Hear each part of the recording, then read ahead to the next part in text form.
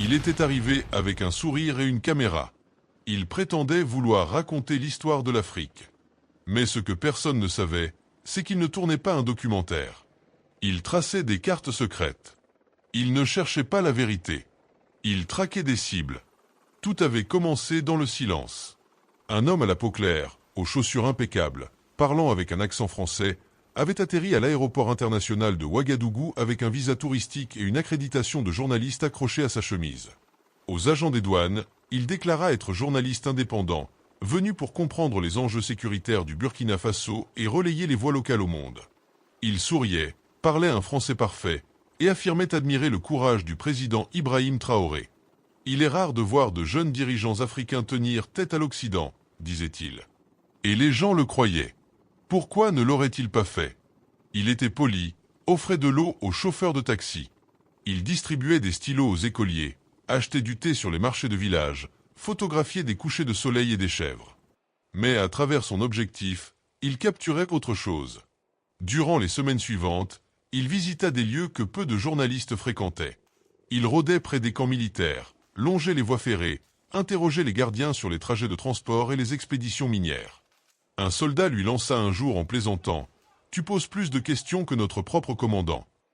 Il avait souri, c'est comme ça que les journalistes apprennent. Le soir, il logeait dans une pension discrète à la périphérie de la ville. On ne le voyait jamais boire ni faire la fête, mais quelque chose détonnait. Chaque nuit, il passait de longs appels internationaux, sans jamais utiliser une carte SIM locale. Il ne publiait rien. Aucun article, aucun tag, aucun reportage. Il disait préparer un grand dossier pour une revue européenne. Mais aucun texte n'était paru. Nulle part. Au début, les habitants pensaient qu'il était simplement excentrique. Jusqu'à ce qu'une nuit, il soit aperçu près d'une antenne radio interdite. Ce fut le déclic. Les services burkinabés commencèrent une surveillance discrète. Ils suivirent ses déplacements, copièrent les données de son téléphone sans le toucher, surveillèrent ses mails, ses textos, ses appels. Ce qu'ils découvrirent n'avait rien à voir avec le journalisme. C'était de l'espionnage. Lorsque le président Ibrahim Traoré vit les preuves de ses propres yeux, il ne lança pas de descente musclée. Il opta pour une approche plus fine. Il invita le journaliste à poser ses questions, en direct, devant toute la nation. Une conférence de presse inhabituelle fut organisée par la présidence à Ouagadougou. Mais aucun journaliste international n'était présent. Pas de BBC, pas de CNN, pas de RFI. Juste quelques reporters locaux triés sur le volet. Et un nom ajouté en dernière minute, Julien Morel, journaliste indépendant, France. Il arriva seul, vêtu d'un pantalon beige, d'une chemise blanche, portant le même badge qu'à son arrivée. Pas de trépied, pas de caméraman. Juste son sac à l'épaule, son carnet de notes et ce léger sourire au coin des lèvres. Il n'avait aucune idée de ce qui l'attendait. Il salua les gardes avec assurance. « Je suis là pour le point presse du président ». Un soldat lui fit signe d'avancer. Mais derrière les uniformes, les regards étaient en alerte. La salle était calme, peut-être trop. Les caméras déjà en marche. 6 chaises alignées en demi-cercle. Julien s'installa, sortit son carnet, jeta un coup d'œil autour de lui. Personne ne lui adressa un sourire. L'ambiance était glaciale. Il pensa que c'était normal. Peut-être étaient-ils intimidés par un journaliste européen. Puis la porte s'ouvrit. Ibrahim Traoré entra. Droit, calme, vêtu non pas d'un costume, mais de son uniforme militaire. Il ne semblait ni fatigué, ni stressé. Juste prêt. Julien se leva. « Monsieur le Président, c'est un honneur. » « J'espérais. » Traoré lui serra la main fermement. « Vous avez posé beaucoup de questions sur nous, Monsieur Morel. Aujourd'hui, je vais y répondre. Mais d'abord, j'ai quelques questions pour vous. » Julien cligna des yeux. Était-ce un piège? Il sourit maladroitement. « Bien sûr, c'est le but d'un entretien. » Mais ce ne serait pas une interview ordinaire. Car Ibrahim Traoré n'avait pas convié un journaliste. Il avait convoqué un espion. Et les minutes qui allaient suivre allaient le prouver. Les caméras clignotaient doucement. Les journalistes gardaient le silence. Ibrahim Traoré, debout, sans note. En face, Julien Morel ajusta son col. D'habitude, c'était lui qui menait les échanges.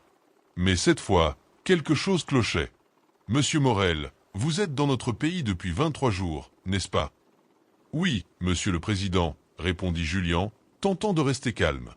Je recueille des témoignages, je filme la population, j'essaie de comprendre. Comprendre quoi? Julien hésita. Les défis auxquels votre peuple fait face. Sécurité, infrastructure, relations extérieures. Traoré hocha lentement la tête. Un soldat s'avança avec un dossier scellé. Vous avez visité 9 zones proches de sites militaires. Vous avez enregistré 3 emplacements stratégiques en les présentant comme de simples interviews. Julien pâlit. Je suis journaliste. Nous allons là où sont les histoires. Traoré s'approcha. Et les journalistes envoient aussi des mails cryptés à 2 heures du matin, vers des serveurs basés à Abidjan. Julien resta figé. Un autre journaliste se tourna, choqué. Le soldat montra une photo. Julien, de nuit, ordinateur allumé, client mail sécurisé affiché à l'écran. Une autre photo, lui devant une tour radio militaire. Et encore une, des messages envoyés à un sous-traitant militaire français connu des services de renseignement burkinabé. Julien perdit ses couleurs. Je peux expliquer. Faites donc, dit Traoré. Mais Julien n'avait plus d'arguments. Il n'était plus interrogé. Il était suspecté. Le président se tourna vers la caméra. Cet homme prétendait venir pour comprendre notre peuple. En réalité, il venait recenser nos faiblesses, tracer nos déplacements et envoyer nos secrets à l'étranger. Il n'est pas venu raconter notre histoire. Il est venu la voler. Puis il ajouta « Que le peuple juge, est-ce du journalisme ou de la trahison ?» Le silence dans la pièce était plus lourd que le tonnerre. Julien Morel était venu exposer l'Afrique. C'est l'Afrique qu'il exposait. Sa main trembla en attrapant son sac. 2 gardes s'avancèrent. « Monsieur Morel, dit Traoré calmement, niez-vous ces preuves, ces messages, ces cartes ?» Julien ouvrit la bouche. Rien n'en sortit. Il transpirait. Un soldat entra avec un ordinateur portable noir. Celui de Julien, saisi la veille à son insu. L'écran s'alluma. Un projecteur afficha une carte du Burkina Faso, itinéraire pétrolier, site minier, dépôt militaire non signalé. Un fichier, Fort Revieu, Côte d'Ivoire cliente. Julien balbutia. Ce n'était que des notes, je ne l'ai pas envoyé. Traoré brandit un mail. Cibles identifiées. Faille de sécurité près du palais. Recommandations. Surveillance pour placement futur. Julien blêmit. C'est faux. Envoyé depuis votre boîte chiffrée à 2h17, depuis la zone 3. Nous ne forgeons pas les preuves. Nous les collectons. Le président revint au micro. Voilà ce qu'on nous envoie. Pas des excuses. Pas de l'aide. Des espions avec des caméras qui se font passer pour des journalistes. Ils croient que nous allons sourire et nous taire. Mais ce temps est fini. Il se tourna vers Julien une dernière fois. Tu es venu chercher des histoires. Maintenant, c'est toi, l'histoire. Julien ne résista pas. Il baissa la tête. Et sortit, cette fois, dans le cadre. La salle de presse se vida peu à peu. Les caméras furent rangées. Les chaises pliées.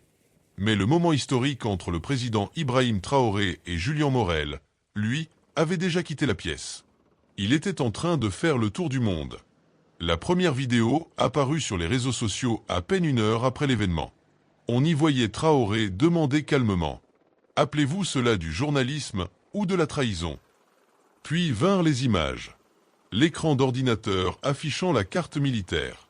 Les emails interceptés. Et enfin, l'homme blanc, Julien Morel, quittant la salle en silence, encadré par 2 soldats. Internet explosa. Au Burkina Faso, dans les cafés, les familles rejouaient en boucle la séquence. Un homme cria. Il a démasqué un espion en direct. Une vieille femme, près de Kaya, murmura. Voilà longtemps qu'on attendait un président qui se tienne droit. Partout en Afrique de l'Ouest, la vidéo devint virale. TikTok, WhatsApp, Facebook, les plateformes étaient inondées. Ils sont venus pour nous étudier. Mais c'est nous qui les avons étudiés. En Guinée, au Sénégal, au Bénin, les jeunes partageaient la même phrase. C'est comme ça qu'on protège son pays.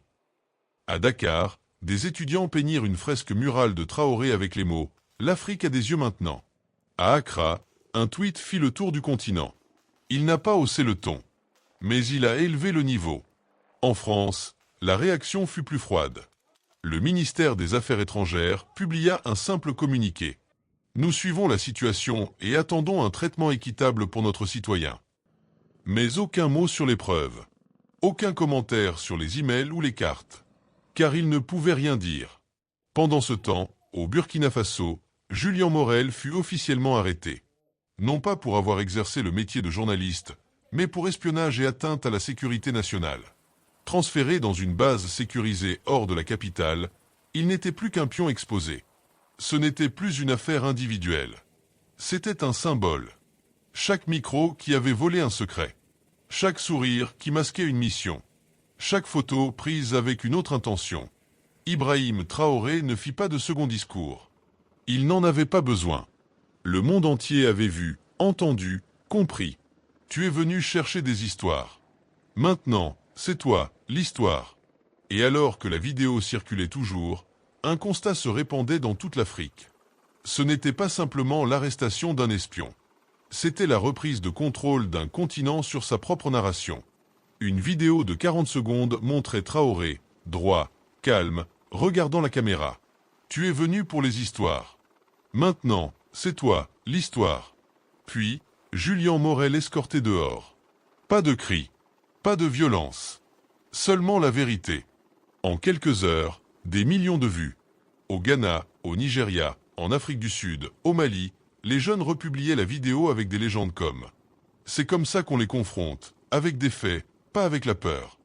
Au Burkina Faso, dans les boutiques, la musique s'arrêta. On diffusait la conférence de presse. Les jeunes en cointent et débattirent. Les anciens écoutèrent en silence. Et au marché, une marchande résuma tout. Avant, ils venaient avec des fusils. Maintenant, c'est des caméras. Mais c'est la même guerre. À la télévision, la séquence tournait en boucle. On montrait tout. Les photos de Julien près de sites militaires. Son ordinateur affichant les cartes. Les messages envoyés à Abidjan. Titre de l'email.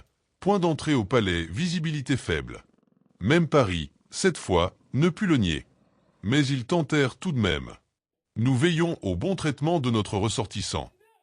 Rien sur les preuves. Rien à nier. Rien à dire. À Ouagadougou, Julien Morel n'était plus un journaliste. Il était en détention militaire, en attente de procès. Pas de caméra. Pas d'audience. Pas de badge. Il demanda un avocat de l'ambassade française. La réponse de Traoré fut publique. Nous avons une affaire plus grande à juger. Elle appartient à l'Afrique. Et ainsi, l'homme venu pour dévoiler des secrets se retrouva dévoilé devant le monde entier. La conférence de presse était terminée. Mais l'écho, lui, résonnait dans tous les foyers, toutes les consciences. 3 jours durant, Ibrahim Traoré ne fit aucune déclaration. Il n'en avait pas besoin. Mais le 4e jour, il sortit. Pas pour un discours diplomatique. Pas pour une conférence internationale. Mais pour parler à son peuple. Dans la cour d'une école, sans micro sophistiqué. Des enfants assis par terre. Des agriculteurs, des commerçants, des soldats debout. Et il dit « Ils nous observent depuis longtemps. Pas pour nous aider, mais pour contrôler ce que nous disons, ce que nous construisons, ce que nous rêvons. » Il leva les yeux vers la foule. Ils ont envoyé un homme avec une caméra. Mais ce n'était pas une caméra. C'était une arme pointée sur notre avenir. Et il conclut avec des mots qui devinrent un cri de ralliement à travers l'Afrique. Au prochain qui viendra avec des sourires et des câbles cachés dans son sac. Ne prenez pas notre silence pour de l'aveuglement. Nous vous voyons maintenant. Cette phrase fut reprise partout. We see you now. Peinte sur les murs de Ouagadougou. Affichée dans les stories TikTok à Lagos, Accra, Dakar. Chuchotée dans les amphithéâtres de Bamako, Dar es Salaam. Pas d'émeute. Pas de représailles. Juste un message. Vous nous avez appris à tenir une caméra. Maintenant, nous savons où la diriger. Et c'est ainsi que tout s'est terminé. Pas de tir. Pas d'insulte. Juste un homme piégé par son propre jeu. Et un continent réveillé.